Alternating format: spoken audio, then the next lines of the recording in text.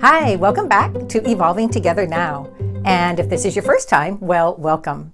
I'm Dr. Tricia, and I'm glad that you're here.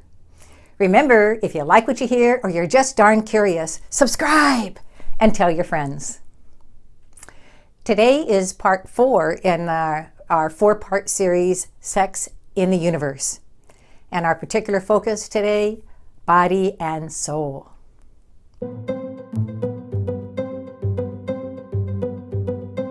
Growing up, no one talked to me about, much less validated, the power or the blessing of sexuality. It was talked about by not talking about it at all.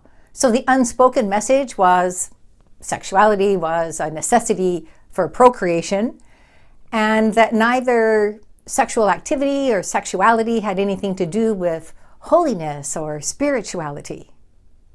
I grew up believing that it is the spirit or soul that matters, that is where true value lies. Many churches teach that the body is the prison of the soul, and that the soul longs to be set free from our humanness, earthiness, our bodiliness.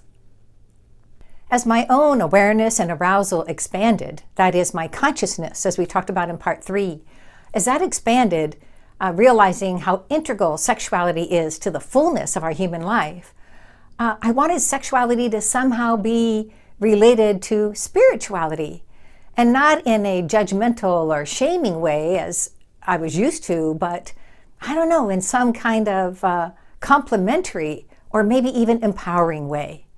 But how? Daring to consider it and talk about it is step 1. For my master's in theology thesis in the early 1990s, I interviewed people, women and men, gay and straight, vowed religious and not, single and not, about their own sexual spiritual journeys, expecting to hear how they had already been bridging this divide. I was assuming that I was the one who was late to the party, just newly figuring this out, and that I would hear their ahas about their own sexual spiritual integration and wholeness. But not so much.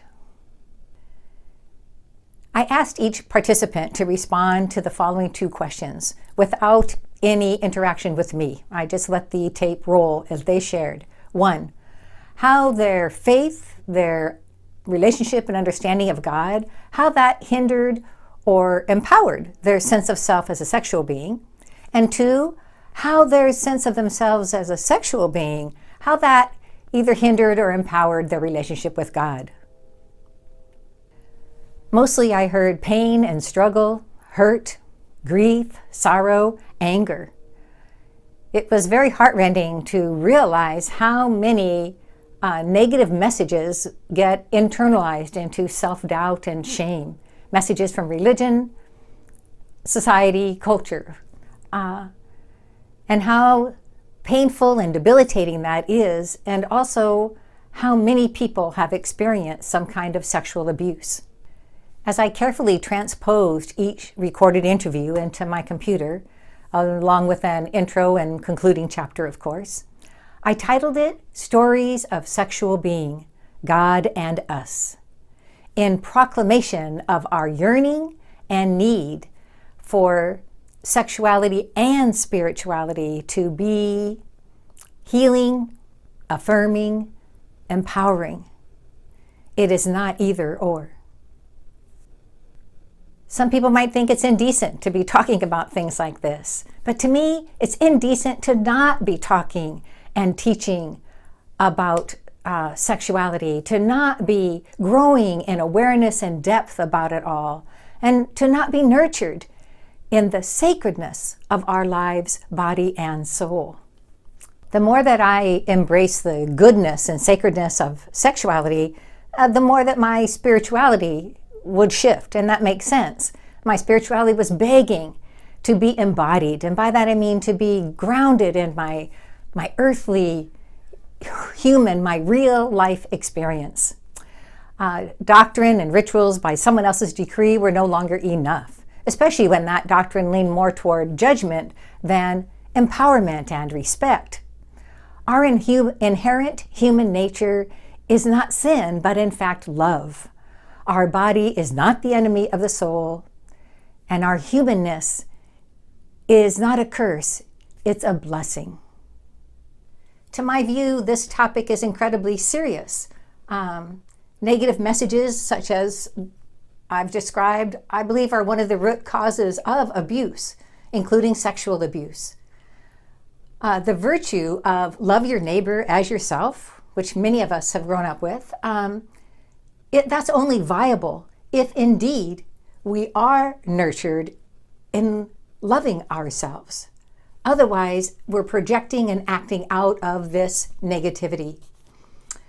One of my teachers, Joanne Timmerman, in her book, Sexuality and Spiritual Growth, writes, "The societal attempt to reject sexual violence, disease, ignorance, promiscuity, and exploitation are doomed to failure until the strong opposite virtues, the virtues of integrated sexual spiritual love, are exercised in a constant and effective manner." Healthy sexual spiritual integration matters. It matters not only to our own sense of self and relationships, but also to the earth. I remember being just blown away, and I don't say this lightly, at how rape of others and rape of the earth are not unrelated. We either cherish and care for the earthly embodied creation that we are, we meaning all creation, or we don't. Either way, it shows. And we can do better. Sexuality and spirituality are indispensable to each other. Spirituality, the universal love energy out of which we were born, and sexuality, the expression of it, from lovemaking to peace and justice making. On a lighter note, several years after finishing that thesis, I co-created a business called Bras for Body and Soul. No surprise, huh?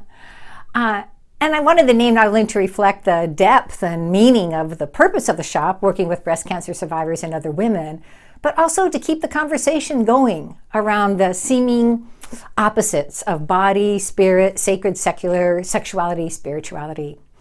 I had magnetic signs on my car, and I'd often be stopped in a parking lot or sometimes at a toll booth. The toll taker would ask, "Well, I know what a bra for the body is, but what's a bra for the soul?" And it really wasn't a question to be answered so much as a paradigm shift to be made. Those three words in one sentence were jarring of some people's imagination, right? Bras elevated to something more than a sex object, body reverenced in the context of soul, and soul brought into something that's everyday and tangible, bras. So it was, and it still is, going in California, but just one of many, many ways that I keep trying to, what I say about my thesis about bridge this divide, to have more and more ahas in this kind of integration and wholeness. So what paradigm shifts have you made in your life around sexuality and spirituality? Or maybe now you can kind of key into some that maybe you want to make, or at least consider rethinking. And who can you talk to about this? What friends or family could you just brainstorm and share ideas around this?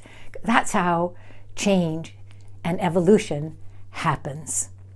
Thank you for being here. I hope your own journey of evolution has been enlivened. And remember, if you like what you heard or you're just darn curious, subscribe and tell your friends.